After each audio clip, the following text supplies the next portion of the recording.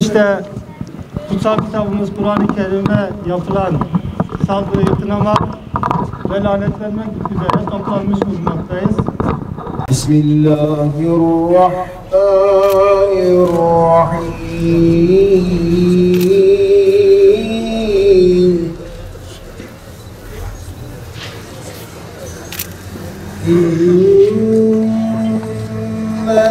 İnnellezîne ferrakû dînehum ve kânû şi'an leste minhum ve kânû şi'an leste minhum fî şey'in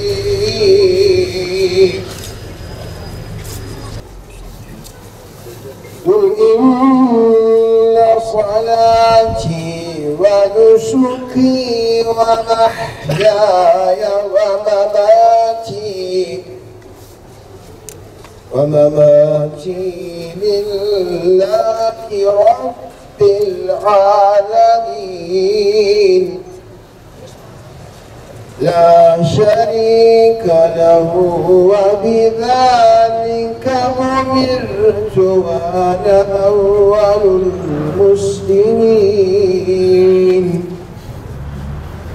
بسم الله الرحمن الرحيم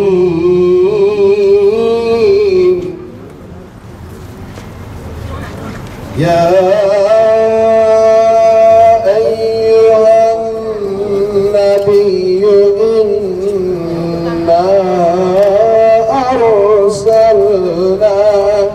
شاهدا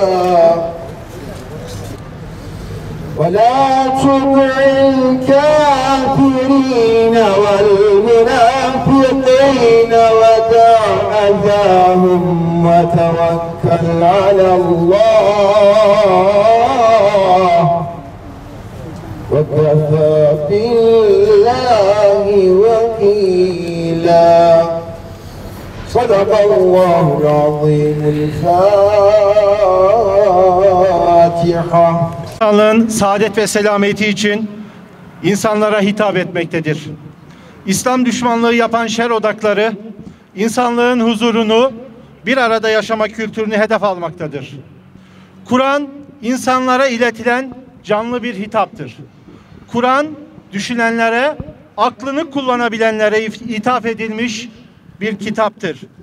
Kur'an uyuşuk bedenleri hareketlendiren, insanlığa yepyeni ufuklar kazandıran ilahi bir nimettir.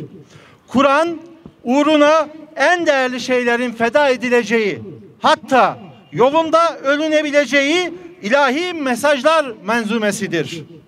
Efendimiz sallallahu aleyhi ve sellem ashabı canımız, kanımız Kur'an'a fedadır, fedadır. Canımız, kanımız Kur'an'a fedadır. Efendimiz sallallahu aleyhi ve sellem bir gün ashabına ilahi kelamın değer ve kıymetini öğretme adına şöyle bir söz söyler. Gerçekten Allah bu kitap ile bazı toplulukları yüceltir, bazılarını ise alçaltır. Yücelten de, alçaltan da Allah'tır ve Kur'an'da açıkça belirtilmiştir.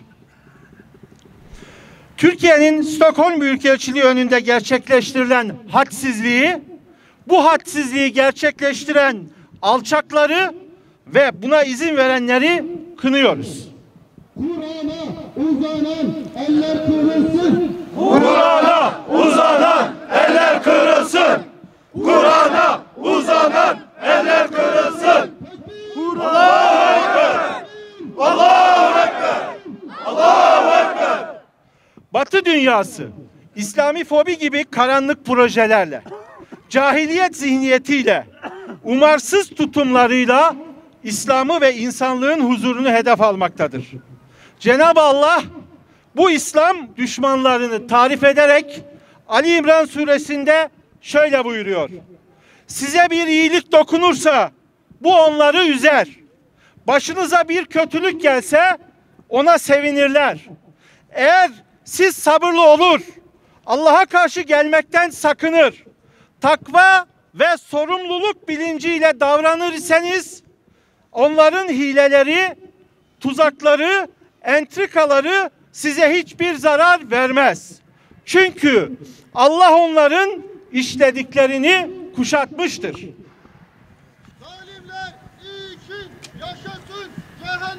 Zalimler iyi için yaşasın cehennem. Zalimler iyi için yaşasın cehennem.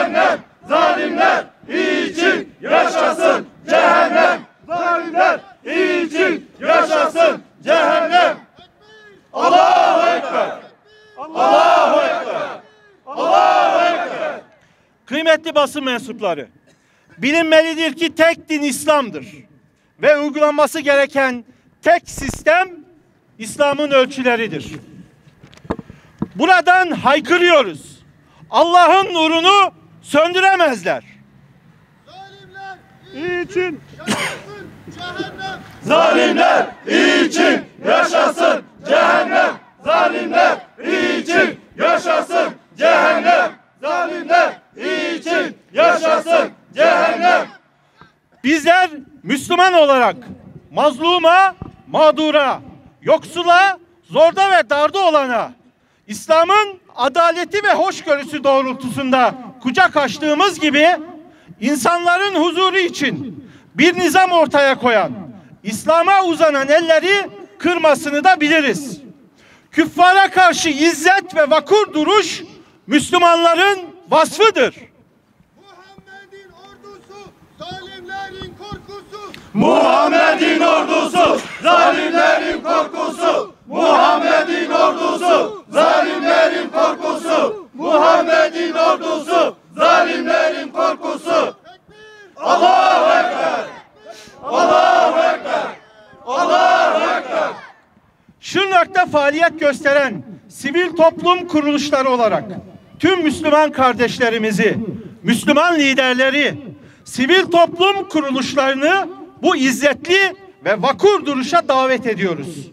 Bir kurtuluş ve hidayet vesilesi olan yüce kitabımız Kur'an-ı Kerim'e yapılan hiçbir saygısızlığı affetmeyeceğimizi ve bu hadsizliklerin unutulmayacağını açıkça ifade ediyoruz. Bu sebeple tüm katılımcılara ve basın mensuplarına teşekkür ediyoruz. Kur'an'a uzanan eller kırılsın. Kur'an'a uzanan eller kırılsın. Allahu Ekber. Allahu Ekber. Allahu Ekber. Zalimler için yaşasın cehennem. Allahu Ekber. Allahu Ekber. İsveç'te Kur'an'a yapılan hakaret, yapılan haksızlık kabul edilemez bir durumdur.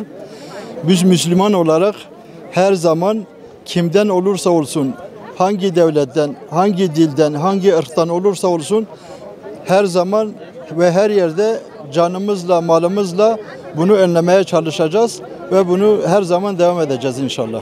Bugün İsveç'te bir hadsizin Kur'an-ı Kerim'i yakması ve İsveç hükümetinin de buna sessiz kalması, hatta güvenlik önlemleri alarak bu olaya destek vermesinden dolayı STK'lar olarak burada bir basın açıklaması yapıldı. Biz de halk olarak katıldık. Tabii Kur'an-ı Kerim bizim kırmızı çizgimizdir. Kur'an-ı Kerim bizim kutsalımızdır. Her şartta, her platformda Kur'an-ı Kerim'e sahip çıkmamız gerekiyor. Dolayısıyla İsveç'in yapmış olduğu bu hadsizliği halk olarak da tepkimizi en üst perdeden dile getirmemiz gerekiyor. Devlet olarak da somut adımlar atılmasını bekliyoruz.